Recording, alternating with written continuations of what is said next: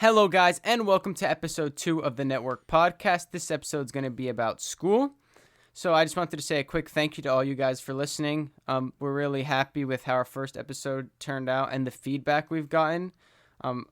That was our first episode, of course, so we're really thankful for any feedback you guys have, any suggestions you guys have, because, of course, we want to make this the best podcast that we possibly can. So my name is Sebastiano and on the other end is my co-host, Joe. Joe, how you doing today? How's your week? I'm doing good. March Madness started, having fun in a bunch of pools. Ohio State got ousted, so not too happy about that, but besides that, pretty good. Yeah, it had a nice little buzz over Drexel, which is the school that I go to. First time March Madness, 25 years. I had that part of me that was like, come on, just believe. Can they do the almost impossible? They were winning. It was like they were up like 9-7 or something. I'm like, just keep this up. And they lost by like 29. 9-7. You got to take the small victories, because when they were winning in the beginning of the game, I was like, we can do this. But, losing by 29, it could have been worse. You know what I'm saying? So could have been Ohio State. All right. Yeah. That doesn't make sense, but all right. I know what you mean. Yeah, Ohio State. It's a good thing my bracket didn't get in time. I was trying to do one last minute, and I think I had Ohio State going to like the Final Four. Obviously, I don't know anything. I put mine in 5 minutes left, and I had Ohio State going to my Final Four. Yeah, I mean, obviously, I don't know anything about college basketball, but who does? I was just like, Ohio State, yeah, let's chuck them in the Final Four. Luckily, that didn't go through, so save myself the embarrassment. All right, we told you guys last time we are going to run through a top 5 near the beginning of every episode. This one's going to be a lot more brief, as we have other topics we want to talk about. So this time, since our topic is school, our top 5 is going to be top 5 favorite classes, and going forward, we're going to have different top 5s. I know the first one was kind of together. This one, we're going to have different ones. So, Joe, you want to say your 5th favorite class in high school? I go first? Yeah, all right. Now, you guys may call me a bit of a nerd for this one, but my 5th favorite class all of high school had to be AP Lang, my junior year, which is like AP English. Honestly, based on like the more academic classes I took in high school, like your maths, your sciences, your Englishes, I think that was definitely my favorite one. I really like the teacher, Mr. Honig, and just what we talked about. And it's like with an AP class, they have this like aura around them almost. They're like, oh man, an AP class. But everything was like really manageable. It was pretty chill. So yeah, that's going to be my 5th favorite class in all of high school. Joe, what's your 5th favorite class? Oh, it was a lot of fun. All right. Well, my favorite class, I don't know how it got on my list, but your 5th favorite class. My 5th. Thank you, Seba. Thank you. Was Pierre. It is Pierre. So, I it was all right. I don't know much to say about it. But, clearly, school wasn't your favorite thing based on that answer. I didn't realize how uneventful most of my classes were until I really took a good look at this list, and Pierre cracked my top 5. But yeah, doing this list made me realize that it was like there was no specific class that you really loved, but it was just like the general thing of being in school, seeing your friends, and like the classes weren't really that bad. It's just to put them in your top 5. That also brings you to my 4th favorite, which was Pierre. I didn't think it was as bad as you made it sound. There were some good experiences along with Pierre, like the retreat, which was a lot of fun, and just being in class in general, I thought was decent. Although the main point of Pierre was to like be a mentor for the freshmen, and my least favorite part was when we were with the freshmen. Yeah. Just because like it was so hard to get them to participate and stuff, and like we made this whole plan, and we're like, oh, this is how it's gonna go, and it just never went how it was supposed to, because they just kind of sat there motionless. I agree. Yeah. You had to be pretty outgoing to be good at Pierre. But that's just not me, so it was a little much. But all right, what's your 4th favorite class? My 4th favorite, it was Bio 2 with Mr. Tulashevsky. Gotta be, top 2 teachers in the school. He's a great teacher. He really is. Really? So, what'd you like about that class? Want to expand a little bit? Mr. Tulashevsky, and that was it. No, it was interesting. I like we got to dissect a bunch of different animals, but Yeah, I took the class mainly because the teacher made the class so interesting, and that made it really cool. All right. With my third favorite class, I think I'm going to have to switch it up here real quick. I actually had this one as my second, but I'm going to put this at number 3. Art history with Miss Bufus. Now, I know you guys might be saying I'm a nerd again, but it was just a chill class in general. Miss Bufus, really nice teacher. Had my boy Joe sitting next to me. She'd just be going over who knows what, Greek art, Roman art. And the boys, we're just munching on some pretzels and hummus. And that's really what school is all about. But yeah, we did learn some interesting things, some international pieces of art, and also some, like I said, Greek, Roman. I actually did enjoy that, but it's a shame it got cut short because of COVID. But overall, I enjoyed that class. Yeah. For number 3, I also have art history. I didn't learn that much in art history, but it was a fun class. Yeah, me, Saba, we had Jay Thacker, he was great. And it was also, this is nothing against Miss Bufus. I love Miss Bufus. She was probably my top 5 teacher definitely of high school, maybe of all time, but it was her first time doing art history, so we didn't exactly know, or she didn't exactly know how to pace it. Right. And she was still learning as well. And then once we went online as well, it was kind of just we kind of just given up. No one really knew what was happening with all that stuff. When COVID hit, the pace totally, we were already behind, but I don't even think we went a little over half the curriculum. It was just AP test is in 2 weeks. Here's the other 100 pieces we have to learn. We're just hold up, wait a minute. All right. So now what was going to be my number 3 before, but is now my number 2. Got to be a shout out to a friend of the podcast, Josh Fausti, his honors personal financial management class. I'll admit we probably weren't the best students in that class. It was just me, you, and Reese sitting in the back. He actually showed us an interesting video of Reese, not Mr. Fausti, that is, of a man catching a kangaroo with his bare hands, which that was probably one of my highlights in the class. Joe, you have anything to say about that class, and then go into your second one? Well, my second one, I think our top 3 are actually the same, but my second one is also PFM, and that class was great. I had a lot of fun, and mainly just fooling around in the back of the class with you, Reese, and I. It wasn't just that, though. Honestly, we did learn some decent stuff about obviously taxes. That's just boring. But buying a house, the stock market was kind of interesting. That's something I still want to learn more about, and I'm interested about that. But I thought buying a house and steps that went about that, buying versus renting, is stuff that I actually am going to need in the future. I'm going to need tax stuff, but that was just, kind of boring. But shout out the GOAT, Josh Fausti. Mr. Fausti. Yeah, I know you're listening. All right. So since we both have the same number 1, I'll say it first and then you can just expand on it. This is more than just one class because we had it all 4 years and we had it together all 4 years. And it's also what we wanted to major in college, but none of us are ending up doing it. But is architecture, and the teacher was Miss Sokol. And honestly, she was a really good teacher, and just the class itself, the stuff we got to do, just the whole vibe of the class was so nice. It was usually first period. No, was it first period 2 years or 3 years? 3 years, I think. Yeah. No, 2 years. It was just... Because it was third period that 1 year. Anyway, architecture, especially the modeling stuff, which was my specialty. Some of my models, probably could go up in the Museum of Modern Art. Joe, you can probably, agree with me that some of my modeling was phenomenal. I have pictures. It was there are some... But yeah, architecture was... That class was great, all 4 years. I mean...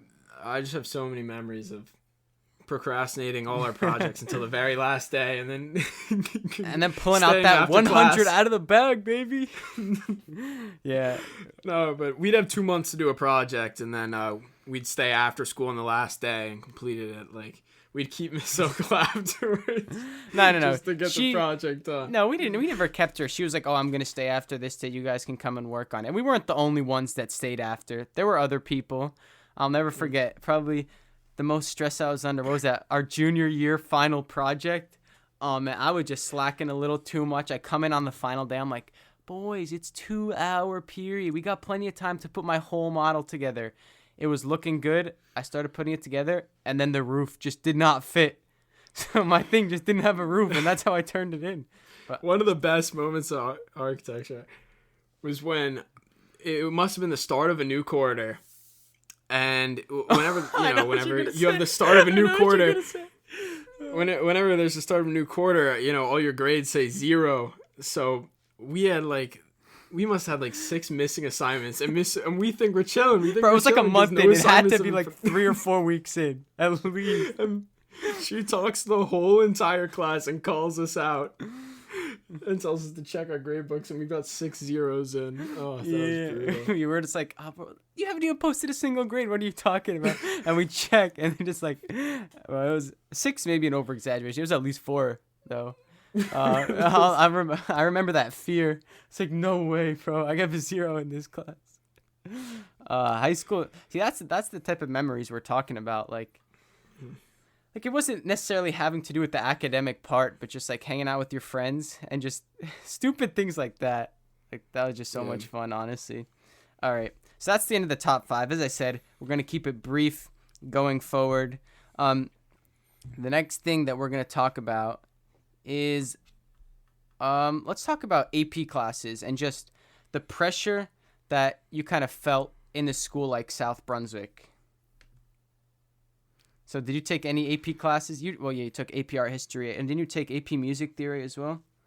Yeah, I took AP Music Theory, and I took AP Art History. Not the most useful AP classes for what I'm going into, but I don't know. They were probably 2 of the easiest AP classes in my opinion, so I don't really have a true I don't know. We had gauge on. We had the classic business majors. Oh yeah, I'm taking BizOrg, massive AP guy. Look at me. Not to single anyone out. Omar.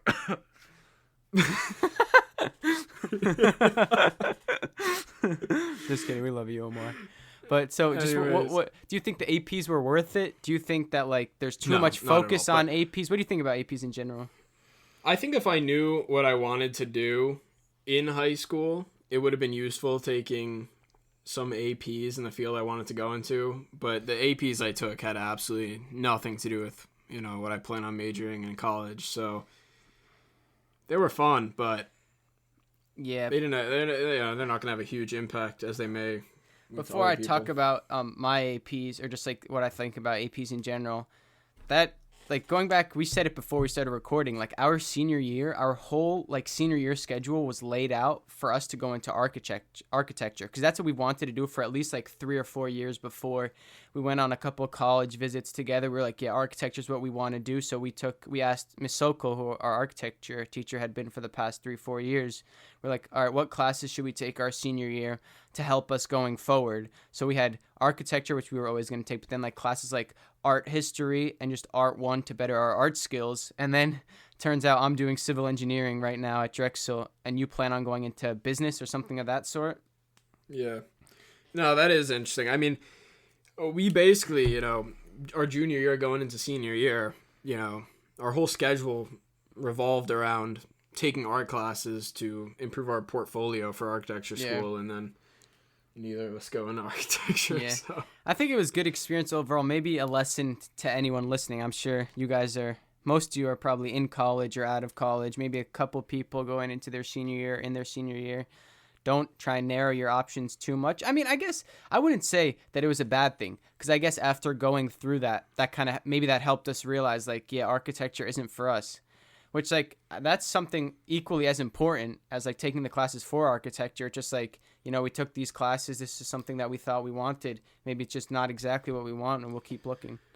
Well, speaking of, like, APs, like, if you're trying... I'm not someone that's, trying to go to Harvard or Yale or Princeton. Hey, don't limit the possibilities, Joe.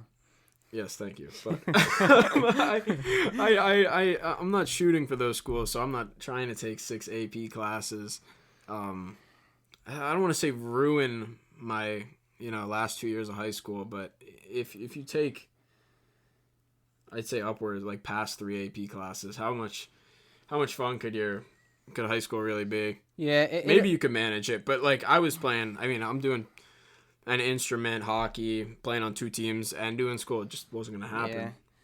Yeah. Student athlete grind over there. But yeah, you have to see like what you're giving up, because I mean there was one student that we're not gonna name, but they took a lot of APs and they did end up going to Princeton, so that's good for them. But that was also like they'd text us in like a group chat at like 5 a.m. that they still hadn't gone to bed yet because they were doing work. Which I guess high schoolers have a tendency to procrastinate and lack of time management skills, so that's also the issue. But like if you can't manage it better, then you just gotta think, is taking all these APs worth it? And that also goes on to what I kind of introduced earlier, the pressure on from school in South Brunswick. So did you feel any pressure in school, either from your parents or from the school or both? How'd you feel about like pressure to do well in school, just in general? Well, from early on, my parents kind of always pressured me to get good grades. Not crazy, you know what I'm saying, but they didn't want me to be nothing below a B, you know what I'm saying? Or sort of like that, and I never generally went below that. I know freshman year, well, that's a different topic, but you can talk about freshman year. What are you going to talk about? Physical and earth science? No, man, but no, freshman year did kind of, you don't take it seriously. I mean, I don't know how you're supposed to know that in the moment, that it, not necessarily that it means so much, but when I was a freshman, I did not have any worries.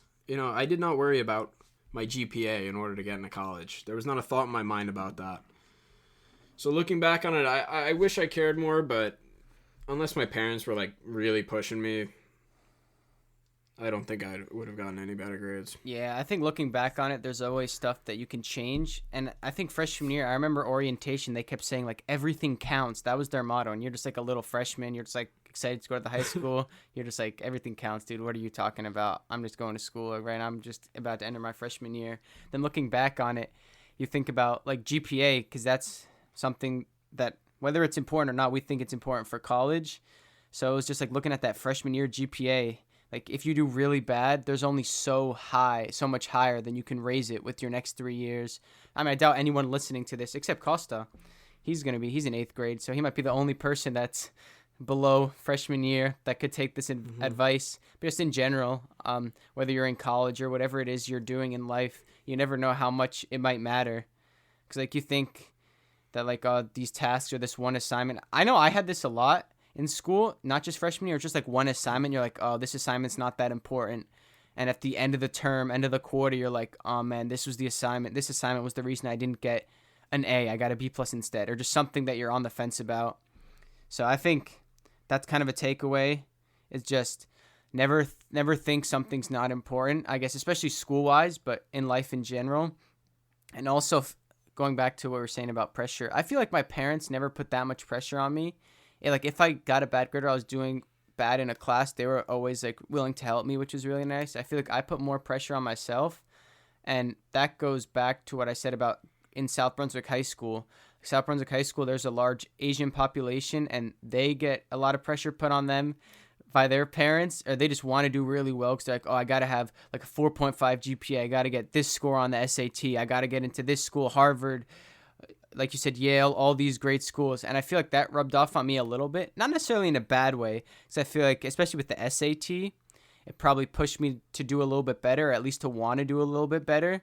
But I feel like I felt more pressure within the school than from my parents or anything else. Would you agree with that? Would you say that pressure came most from your parents, or what about that? I think you're canceled, buddy. Get out of here. No, I agree. I think the environment of our school was definitely, or at least in the classes, we were taking, was to do really, really well. And not that you would feel worse if you weren't getting the grades that these other people were getting. So I guess the idea of competition in the school pushes you to do better. You know what I'm saying? It depends how you look at it. Like, are you going to feel like, oh my, there's always that classic kid, oh my gosh, I got a 95, or like, you know what I'm talking about. And like, yeah, you can be annoyed and upset that like they're mad at 95 and you got like an 80 or whatever, but it just depends how you look at it. Are you going to feel like really bad that you're not doing as well? You're going to be like, all right, that person's upset with the 95. How can I push myself to get to that level? And I think it's just finding a good balance, I would say. At least in architecture, I think that we had a really good combination of like friendly competition and always wanting to get better grades than the other person. You know what I'm saying? Yeah, and between ourselves. If you weren't there, I think it definitely would have been different because, you know, if you've got nobody to, I don't want to say compete against, but no, but we kind of did. And Miss Sokol said the same thing, that it was like, I remember like parent teacher conferences or back to school night, we had like that healthy competition that was like we always wanted to outdo the other one, which that didn't help us start our projects earlier, but when we started working, we wanted to be better than the other person. Yeah, I do think there's a point where it gets to be, you know, where it is unhealthy and you compare yourself to other people in just a way where you can't compete. I mean, I know when I took my SATs, I put like, you know, immense pressure on myself to get this super high score because, you know, you see all these other people in your grade getting these high scores, so you want the same score, or you want to be, you know, within the same range and get a high score. But yeah. The last thing I really want to say about, sorry, do you have more to say? No, I just think, nah, you can go on. You're going. Yeah, the last thing I wanted to say about pressure is like I kind of realized this just about when I was applying to college, probably a little bit after that when I was like getting ready to decide where I was going to go. It really doesn't matter where you go, honestly. You think like when you're like a senior or junior, like, oh man, going to Harvard, you have all these great people going to Harvard, blah, blah, blah. You just really got to find like what fits best for you. And like if you get into a college, especially one that has like at least a decent program for what you want to study, that's really all that matters, honestly. Because it's like you get a degree, that's all that matters. You find your own lane. You just see what's going to make you the happiest. I guess that's what I would have to say. Sounds like someone that got rejected from Harvard would say. Yeah, maybe still a bit salty that I got rejected from Northeastern. But, you know, it worked out in the end. I mean, it's online, so did it work out, you know? We'll see. I'm pretty happy at Drexel right now, but I've been online, which takes into the next topic, online school. I know you're only taking one class online, but the fact that you're taking a gap year, I know you're supposed to play hockey. Did you think that really affected you going? Did being online affect you going or not at all? No, I made my choice before COVID hit, so not really. What about that one online class you're taking? What do you think about that? How would you compare it to like your in-person ones from high school and such? Yeah, I'm taking one economics class right now, and it's a little bit different. At least in my class, nobody turns their camera on, nobody talks. Of course, I'm just taking one class. I don't know how it really is, but it seems a lot less interactive than what a normal class would be like, which I'm totally fine with. But I do miss in-person classes. Yeah, I'm definitely missing in-person classes, especially because like towards the tail end of senior year, just like throughout senior year in general, started to get senioritis, as they call it, a little bit lazy. You're like, all right, my future's wrapped up, but I kind of know what I want to do. I kind of know where I'm going. And I was like, honestly, myself, I was excited. I'm like, all right, I want to get to college. I want to work a lot harder. And I feel like being with people that are doing the same thing as me is going to really help me with that. And then just being online, like I actually just finished my second term, thankfully. So I got a little bit of a break now, but just the lack of motivation. And I feel like I got to help myself more accountable a little bit. But it's also just like everyone's going through the same thing. So it just kind of sucks being online. And like if you don't really go out of your way to talk to other people and make friends, then it kind of sucks. You're alone. You know, it kind of sounds kind of sad, but honestly, online learning, it's not great. Luckily, though, it seems like most, if not all, colleges are going to be in person for the fall, which I think is great news. But when are you going to be going in the fall? Next, is that when you're going to try and go, or next winter term are you going to try and go? Probably next winter. Yeah, how happy are you about going back in person? Um, I don't know. It's not really. I mean, going back is not. It's kind of my first time because I haven't really ever lived on a college campus before. But Yeah. it will be. I don't know. I don't know what to think of it. I don't even know where I'm going yet. So Yeah. I still Yeah. got to take my ACTs in a month and. Yeah. That Knock out that 36, get into Harvard, and when you're doing TED Talks, you'll be like, this is where it all started, the network podcast. Yeah. Yeah. Just when you said about moving on campus, that's one thing I feel like I've missed out on. Is like, of course, I love my family. I like being home, but after a certain time, it's like I'm ready to move out, or at least experience moving out for a little, just to get like a change of pace and to kind of like move on to that next chapter in my life. So it kind of sucks that that's been halted. But it could be worse. I'm still getting an education at the end of the day, which is what's important, and it'll get better, probably, or as I said, in the fall. So I'm the total opposite. I am not looking forward to moving out. really, I'm not looking forward to leaving my parents for the first time. That's for sure. Maybe that's just I got a super close relationship with my parents, but Yeah. yeah, moving out's gonna be strange. I mean, I did a camp in Michigan for architecture 2 years ago, where I left for 3 weeks. It was only my first time ever leaving home, and that was brutal for the first week or so. So yeah. I mean, I'm sure I'll get used to it. I went on an overnight camp. I was really young. I think I was like 13 or 14 at Rutgers for a week, and I didn't like being home, not being home. So like I could, and that has come across my mind. Like I could just go on campus and just like have some anxiety and just be like feel super homesick. And that's one thing. Yeah, I'm close to my parents too. But like I've spent so much time with them and kind of everyone in my house. My older brother's been home the past 6 months at least. So I'm kind of ready. And I'm only going to be an hour away. So I feel like that's pretty calming. It's like if I ever want to, just hop on a train, come back home for the weekend if I'm ever missing it. And I'll definitely still be in close contact with my family. So I'm not too worried about that. Yeah, but even things like, I mean, me and my brother are super close, and Doesn't always seem like it though. yeah, I'm sure, but Nah, that's just classic brotherly arguing. but it's just strange moving away for the first time and thinking like, this might be the last year, we're ever living together for. It's a strange thing to think about. Yeah, I don't want to get too deep, but you're right. Like, who says after college you're gonna come back home? Yeah. Then now I'm actually thinking about it. Like, this could be the last year I'm living at home. After college, I could just stay in Philadelphia and move wherever. That's not what I plan on doing. I do plan on coming back home. Yeah.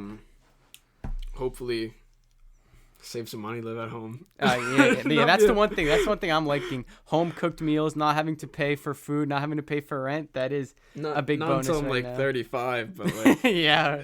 But he's gonna be living in the basement, just leeching off his parents. That kind of goes into one of the next things we wanted to bring up is relationships, like with friends and just people in general as you go through school, whether that be middle school, high school, and then into college.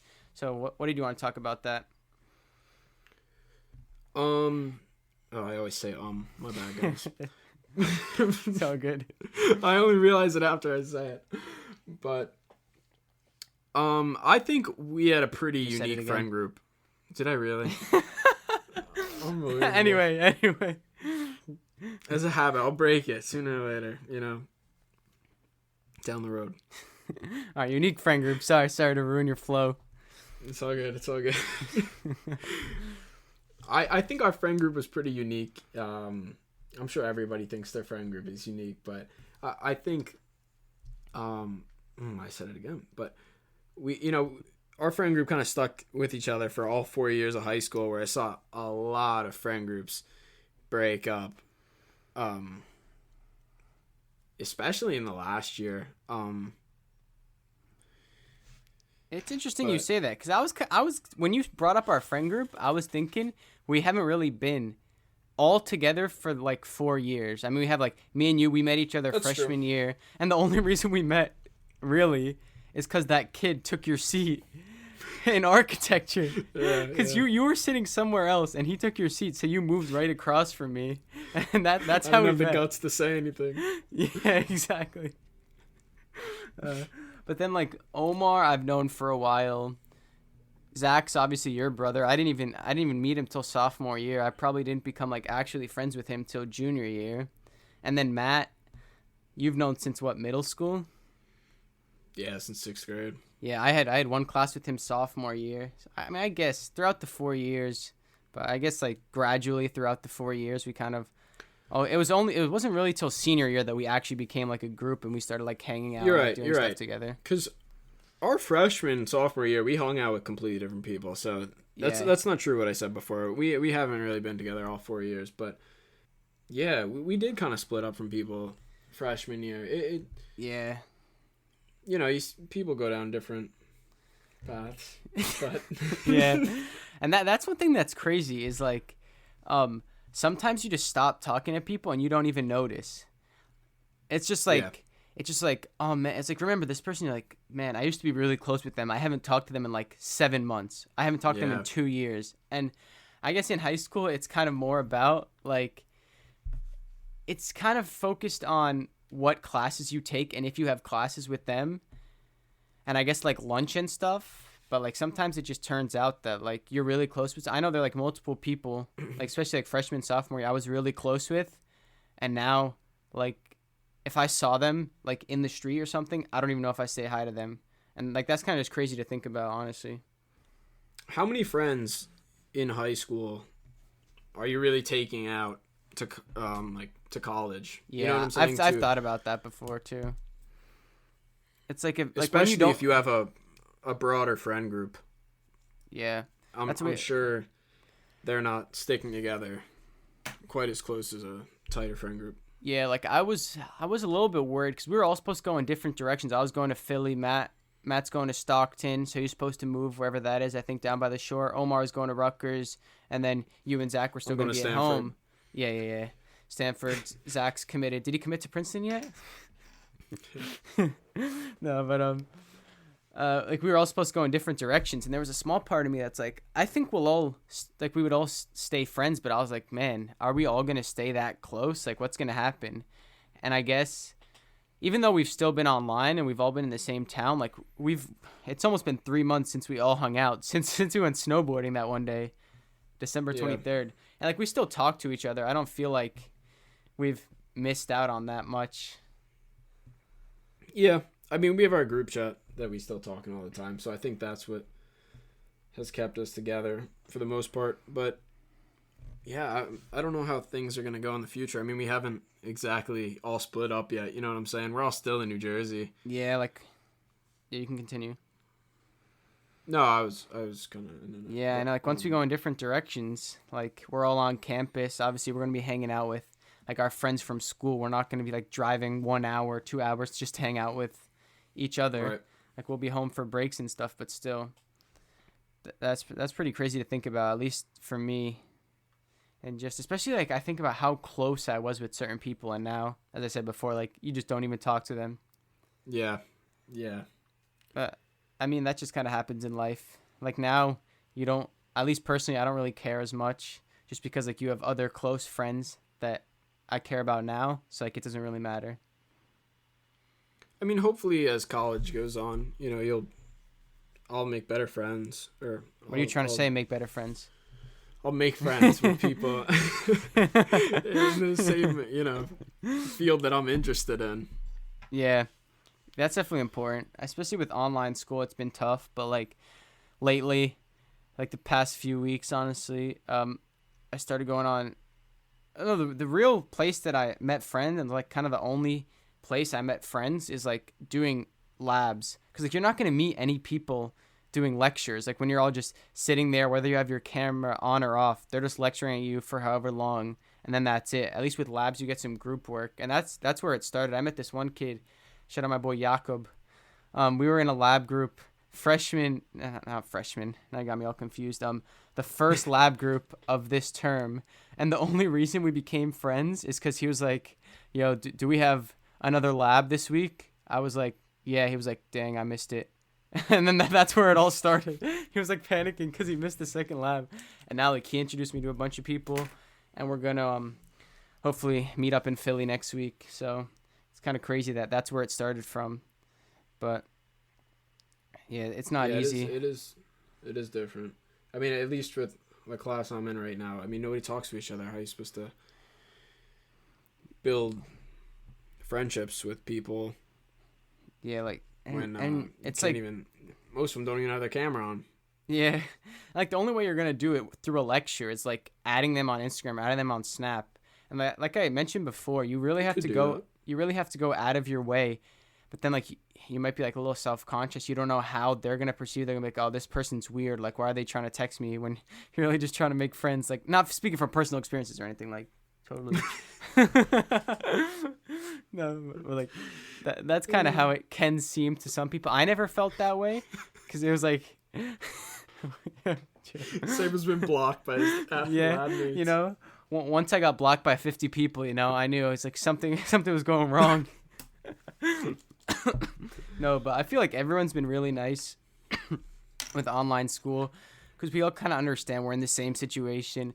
We're all trying to make friends. Like, we're all first year students. None of us planned it to be like this, so we're just trying to make the most out of it. So that was a joke for anyone wondering. I have been blocked by no one from Drexel to my knowledge, hopefully.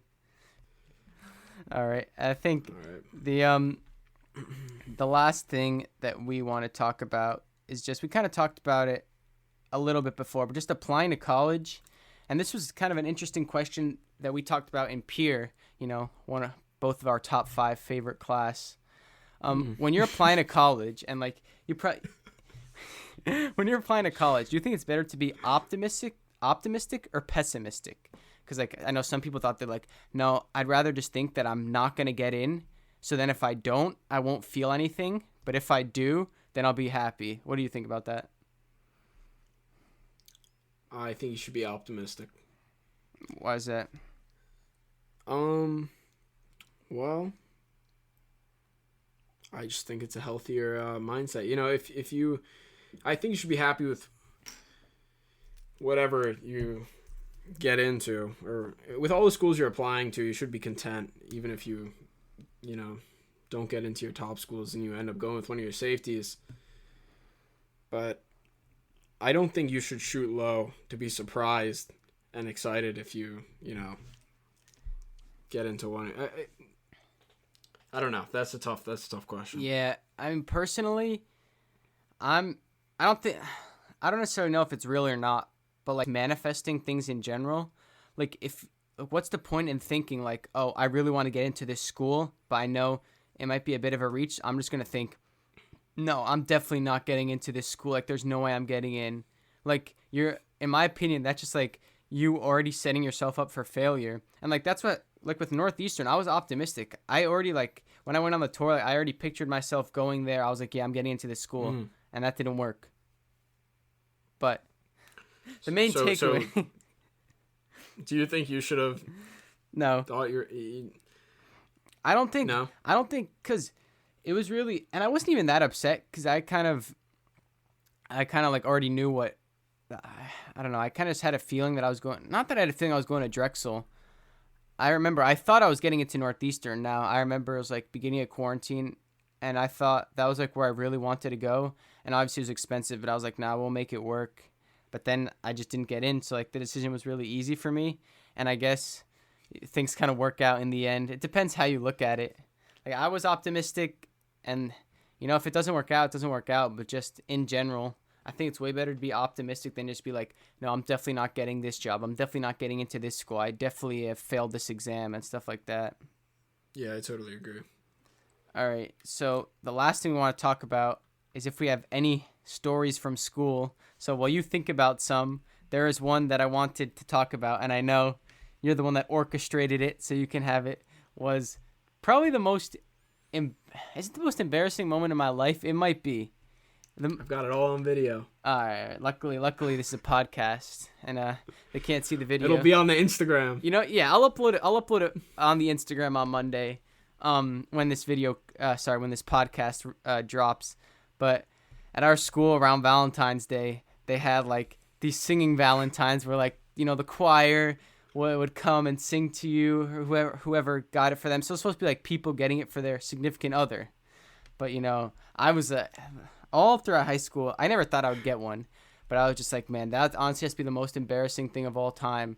And like, Joe was like, I'm going to get you one just to embarrass you. And I'm like, nah, you're not going to get one. I even asked, I thought the deadline was up. I thought it was up. I asked someone in the choir, I was like, Joe didn't get me one, did he? He's like, nah, you're good.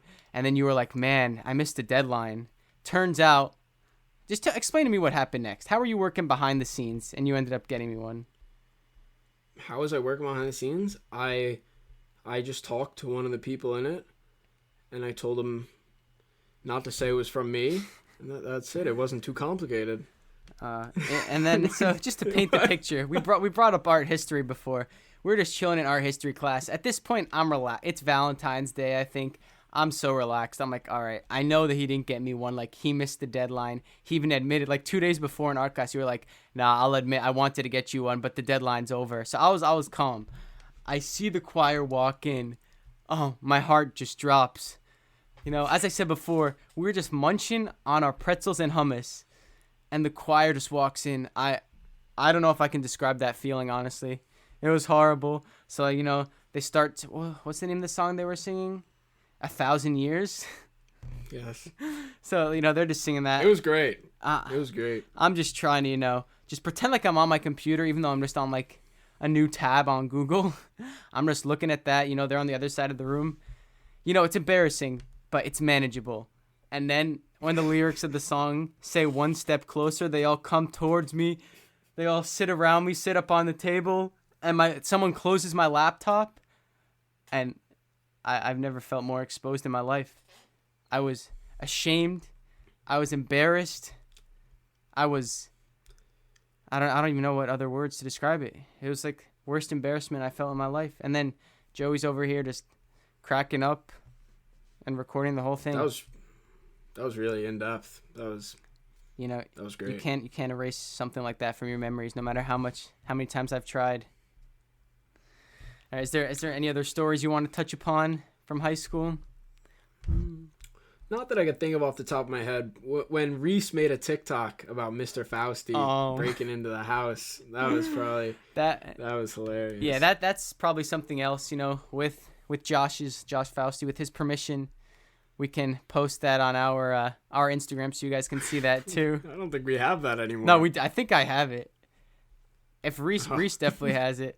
It's pretty funny. We had to do, what was it, about insurance? We had to make TikToks about insurance.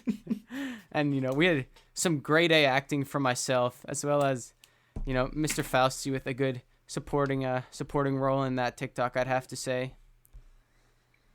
But yeah, high school, man, we had, even though we struggled to name 5 classes that we even somewhat enjoyed. Going through the list, yeah. I really ripped on Pierre earlier. It wasn't as bad as I said it was. It wasn't. There were some characters in our class. Why are the authorities onto you already? You're trying to backtrack a little bit?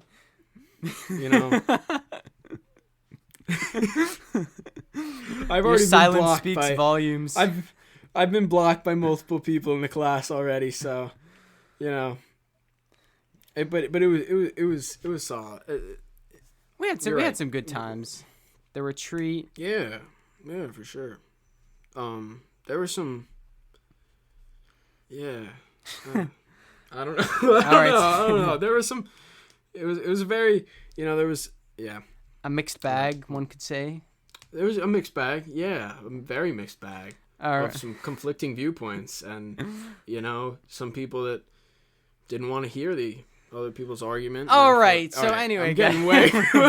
All right. So now that you guys are at the end of this episode, just want to say a quick thank you for listening. Once again, you can follow us at the network, _network_pod on Instagram. Just one thing I wanted to say we could see our analytics. Obviously, we figured everyone would be from the U.S. and they would know us. We actually had 2 listeners from Sweden and 1 from Ecuador. So I'm pretty sure someone just has their Spotify in a different location for whatever reason. But if it's actually like just random people, that's kind of cool to think about. So just once again, thank you guys for listening. I won't forget, Joe, you might have to remind me to upload the TikTok with Mr. Fausti, and the classic Valentine's singing Valentine video, just for your guys' enjoyment. Hopefully you get a good laugh out of that. Our podcast out on Spotify. That's where the first episode was. I believe we got it out on Apple Podcasts. So I'm going to post a link to that on our Instagram. Thank you guys for listening, and we'll see you guys next week. Peace.